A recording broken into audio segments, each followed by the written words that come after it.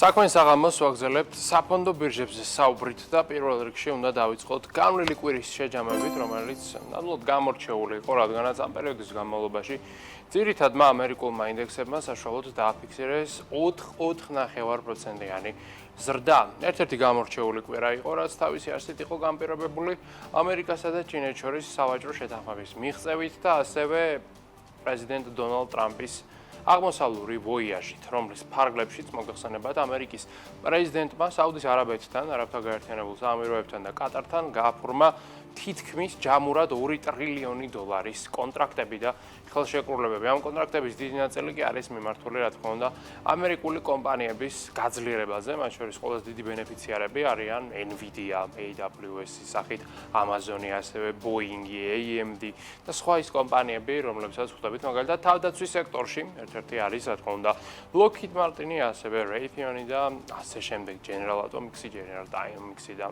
მათ შორის სხვაებიც. საერთოდ ჯამში ეს ვიზიტი ძალიან პოზიტიური იყო, როგორც ბირჟისათვის, ასევე თავად ქვეყნის ეკონომიკისათვის, რადგანაც ამითი ამერიკა ახერხებს ახლო აღმოსავლეთის რეგიონში თავისი ეკონომიკური, ანუ ამ შემთხვევაში პოლიტიკური გავლენის გაძლიერებასაც და თანაც ამერიკული კომპანიები საუდის არაბეთსა და კატარში აშენებენ დეიტა ცენტრებს, კოლოსალური მასშტაბის დეიტა ცენტრებს, რომელთაც შემდეგ უკვე იქირავებენ სავარაუდოდ ისევ და ისევ ამერიკული კომპანიები, რადგანაც ხელოვნური ინტელექტის გამოსაკვებად ყველაზე მეტი კომპიუტერული სიმძლავრე სჭირდებათ სწორედ ამერიკულ კომპანიებს, ანუ ერთგვარად ვიღებთ ისეთ გარიგებას, რომელშიც ხერს იღებს ორივე მხარე, რაც რა თქმა უნდა არის მისასალმებელი. აი ამ ყველაფრის ფონზე სხვათა შორის ახლო აღმოსავლეთის რეგიონთან ახლოს, იქვე ჩვენს მეზობელ თურქეთში, სტამბოლში უნდა გამართულიყო წესითა და რიგით მსოფლიო ლიდერების შეხვედრა რუსეთ-უკრაინის კონფლიქტის დასრულებასთან დაკავშირებით, მაგრამ ლიდერები არ ჩავიდნენ, ამ შემთხვევაში პუტინი არ ჩავიდა და არც ტრამპი და ამითი გარიგება მარტივად რომ თქვა ჩაიშალა, თუმცა იქ შეხვდნენ რუსეთისა და უკრაინის წარმომადგენლები, უფრო მეტად დიპლომატიური რგოლიდან და შედგა მოლაპარაკებები, მაგრამ ამ მოლაპარაკებებსაც დიდად შედეგი არ გამოუღიათ, ვინაიდან მოლაპარაკების დასრულების შემდეგ რამდენიმე საათში რუსეთმა ძალიან ძლიერი იერიში განახორციელა უკრაინის წინააღმდეგ და იყო, რა თქმა უნდა, საპასუხო ზომებიც მიღებული უკრაინის მხრიდან, ანუ კონფლიქტი ისევ და ისევ გრძელდება და მის დასრულებას ჯერაც არ ადგას საშუალება. მოკლედ, აი ესეთი ძალიან დატვირთული კვირა იყო. და ახლა კიდროა ადამიანს უკვე მიმდინარე კვირაზე, რომელიც არანაკლებ დინამიკური იქნება, რადგანაც პრეზიდენტი ტრამპი, როგორც თავად ამბობს, ძალიან მალე მოიცლის ახლა უკვე რუსეთ-უკრაინის ომისათვის და თანაც რაც ყველაზე მნიშვნელოვანია მიმდინარე კვირას ამერიკას მოუწევს საინტერესო მონაცემების გასაჯაროება ეკონომიკურ ზრდასთან, ინფლაციასთან, უმუშევრობასთან და უძრავი ქონების სექტორებთან დაკავშირებით. ამ ყველაფერს კი რა თქმა უნდა ინვესტორები აკვირდებიან ყურადღებით, ხოლო სანამ ეს ყველაფერი მოხდება, მანამდე დროა დავიწყოთ დღევანდელი სავაჭრო სესიის განხილვა, რომელიც როგორც ხედავთ ნეგატიურ ნოტაზე მიმდინარეობს, რა თქმა უნდა, ვითარება გამოსწორებულია, თუ კი გავითვალისწინებთ იმას, თუ როგორ გაიხსნა დღეს ბირჟა და გაიხსნა ის 1.9% ინკლები, თუმცა ახლა უკვე ვითარება შედარებით უკეთესია, S&P 500 შემთხვევაში ეს კორექცია არის მინიმალური, 0.14%-ის ფარგლებში, Dow Jones-ის საერთოდაც იზრდება პლუს 0.17% გვაქვს, Nasdaq-თან კი 0.33%-ს ხედავთ კლების სახით. დიდად ცვლილებები დღეს არ არის, ვინაიდან დღეს არც არაფერი მოხდა ღირსშესანიშნავი, გარდა თუ არ გავითვალისწინებთ ამერიკის საკრედიტო რეიტინგის შემცირებას, თუმცა ამაზე რამდენიმე წუთში მოგიყვებით, მანამდე კი უნდა გადავინაცვლოთ ევროპასა და აზიაში. ევროპაშიც დღის დასაწყისში ცუდი ვითარება იყო, ამ წუთებში კი ვითარება არის გამოსწორებული. ხედავთ მატებას და ის შეადგენს პლუს 0.13%. შანხაის ინდექსი უბრალოდ უცვლელია, 0-ზე დგას, ხოლო ნიკეის ინდექსის შემთხვევაში მცირედი კორექცია გვაქვს 0.78%-ის ფარგლებში. საერთოდ ჯამში დღევანდელი დღე დიდად გამორჩეული საფონდო ბირჟისათვის ნამდვილად არ არის. უნდა გადავინაცვლოთ აქვე ენერგეტიკულ ბირჟაზე, რომელიც მატებას აფიქსირებს ამ ეტაპზე მცირედით 0.5%-ით არის გაძვირებული ნავთობი და უკვე $65.9 შეადგენს დაახლოებით ბრენტი, WTI-ს კი $63 ფარგლებში. ასევე იმატებს რუსული ნავთობის ღირებულებაც 1%-ზე მეტი გვაქვს ზრდა, აურალის ღირებულება ამჟამად შეადგენს $50.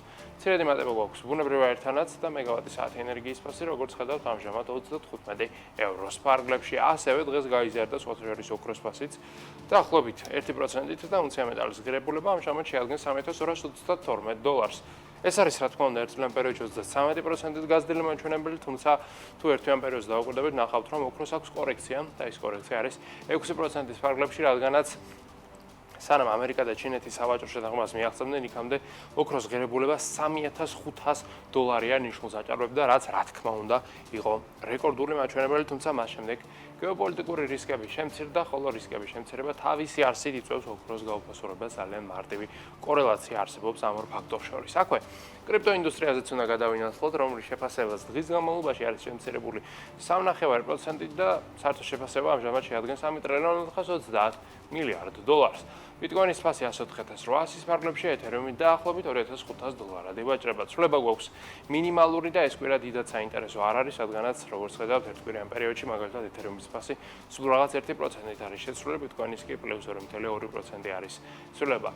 კაპიტალიზაცია ამ ყველაფრის ფონზე ბიტკოინისა შეადგენს დაახლოებით $2 ტრილიონს, ეთერიუმი კი 297 მილიარდ დოლარად არის ინვესტორების მიერ საფონდო ბირჟაზე შეფასებული. აქვე უნდა ვისაუბროთ ჩვენ ლონდონის საფონდო ბირჟაზე, სადაც ქართული კომპანიები არიან წარმოდგენილი და დავიწყოთ საქართველოს ბანკით, რომელმაც დღესაც დააფიქსირა მატება და ზრდა იყო პლუს 0.79%. დიდად გამორჩეული შედეგი ეს ნამდვილად არ არის. TBC-ის შემთხვევაში საერთოდ წყლება გვაქვს 1%-ის ფარგლებში არის მისი კაპიტალიზაცია შემცირებული და ბოლო რამდენიმე დღე TBC-ისათვის დიდად სარგებლის მონტანი არ არის, რადგანაც როგორც ხედავთ, ვიყავით პიკურ ნიშნულზე, მას შემდეგ გამოქვეყნდა კვარტალური შედეგები და ვიხილეთ კლება და ახლა უკვე ვართ ერთგვარად აღმასვლის დინამიკაში, თუმცა სავარაუდოდ ეს ვითარება გამოსწორდება მას შემდეგ, რაც ზოგადად გლობალურ საფონდო ბირჟაზე ვითარდება და სტაბილურდება. აქ უნდა ვისაუბროთ ჩვენს ეროვნულ ვალუტაზეც, რომელიც დღევანდელ საბაჭო სესიაზე არის. მინდა გითხრათ, გამყარებული და ამჟამად დოლარის გასვლელი კურსი შეადგენს 2.74. ევროს გასვლელი კურსი გვაქვს 3.08, ხოლო სტერლინგის გასვლელი კურსი არის 3.67 და აქვე ბოლოს ორივე სიტყვა უნდა ვთქვა ჩვენ პარში ინვესტირების შესაძლებლობაზეც, რომელსაც გვთავაზობს Foresight Investment Group. ეს არის Foresight-ის ლარის ფონდი, რომელიც საშუალებას გაძლევს ნახა განათოსოთ ფონდში და ამით მიიღოთ ფინანსური სარგებელი, რომლის მოცულობა წლიურად საშუალო სტანდარტულად შეადგენს 8.94%, ხოლო ანგარიზე 50,000 ლარზე მეტის კონე შემთხვევაში სარგებლის მოცულობა აღწევს 10%. ეს არის წლიური ამონაგები, რომელიც თქვენ გერიცხებათ ყოველდღიურ ფორმატში. მიღებული თანხის გატანა, მისი მოცულობის გაზრდა, ან შემცირება კი თქვენ ყოველდღიურად შეგიძლიათ. შეზღუდების გარეშე Foresight Investment Group კი არის საქართველოს ეროვნული ბანკის მიერ რეგულირებული საინვესტიციო კომპანია.